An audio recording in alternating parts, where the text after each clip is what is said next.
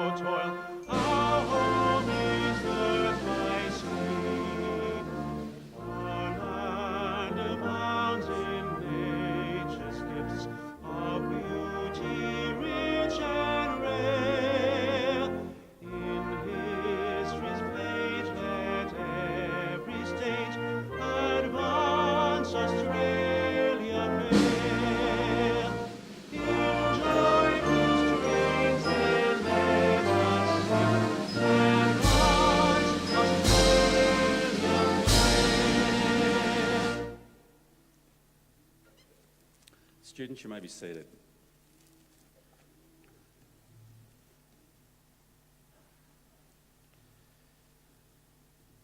The Australian War Memorial was the vision of Charles Bean, Australia's First World War official historian.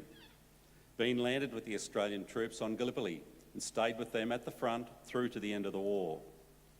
The idea of this national memorial and museum came to him at Pozières, France, in the depths of the bloody fighting of 1916. Bean's idea was that this would be a place where families and friends could mourn their loved ones buried in faraway places. It would also be a place that could help all Australians understand what these men and women had endured and what they had done for us.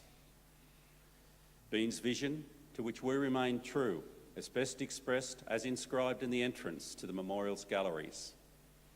Here is their spirit in the heart of the land they loved, and here we guard the record which they themselves made.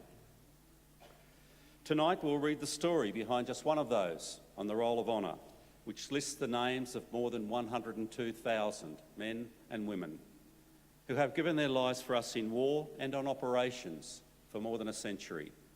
But first we present a lament, Flowers of the Forest. Wreaths and floral tributes will now be laid at the base of the Pool of Reflection.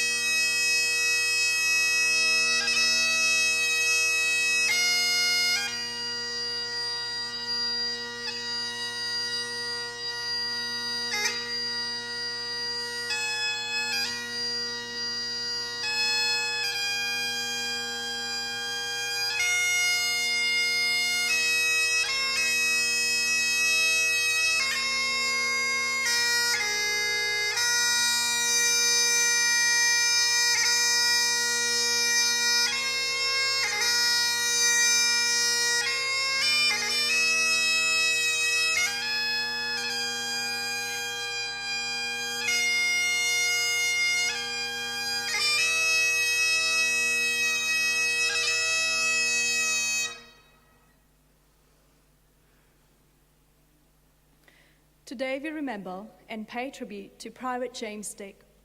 James Dick was born to James and Mary Dick in about 1890 in Grangemouth, a busy port town in the central belt of Scotland. He grew up here, attending Grange Public School. At the age of 21, James Dick left his family and immigrated to Australia. For a long time, he worked as a farmer in the Clarence Valley in New South Wales. But on the 10th of August 1915, Dick was in Brisbane enlisting in the Australian Imperial Force. He was assigned to the 9th Reinforcements, the 15th Battalion, which was made up of volunteers from Queensland and Tasmania.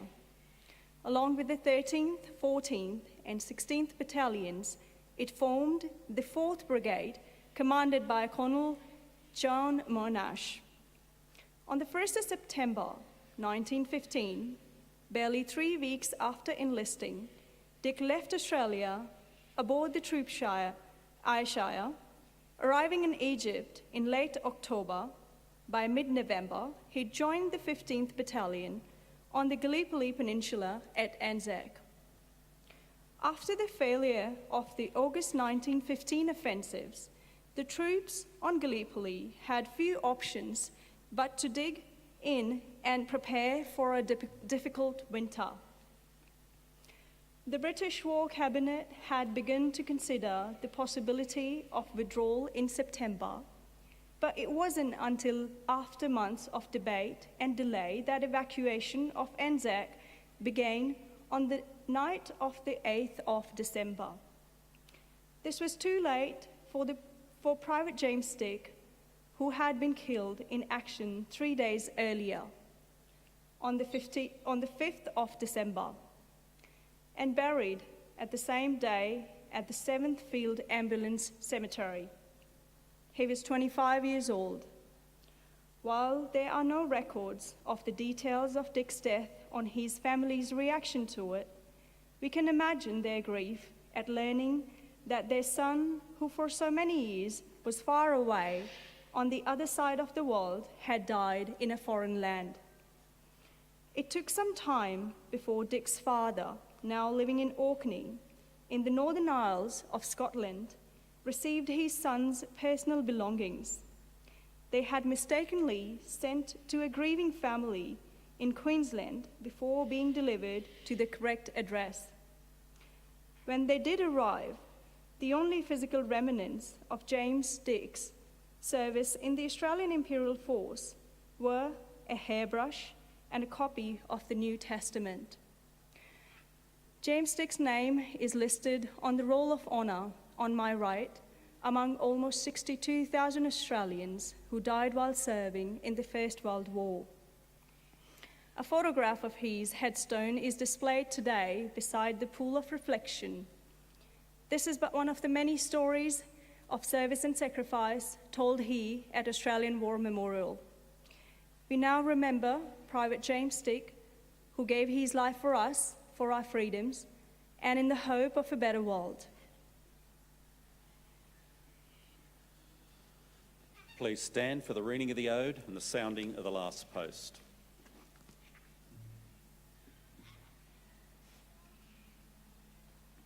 They shall grow not old, as we that are left grow old. Age shall not weary them, nor the years condemn. At the going down of the sun and in the morning, we will remember them. We will remember them.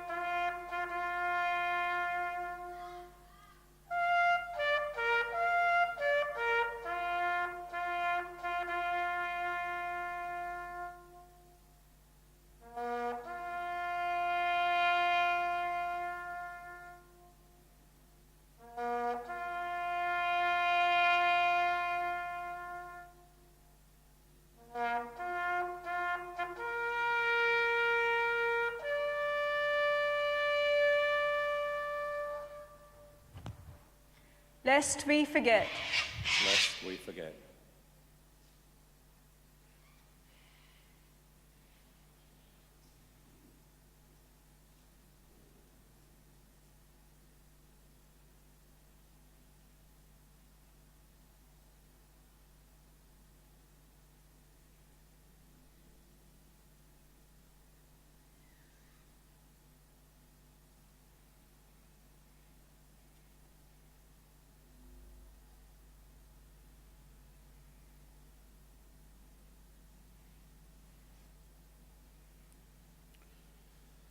We leave you this evening with the words of the memorial's founder, Charles Bean. Many a man lying out there at Pozières or in the low scrub at Gallipoli, with his poor, tired senses barely working through the fever of his brain, has thought in his last moments, well, it's over. But in Australia, they will be proud of this. Ladies and gentlemen, girls and boys and students, that concludes this evening's last post ceremony. We thank you for visiting the Australian War Memorial and wish you all a very good evening. Thank you.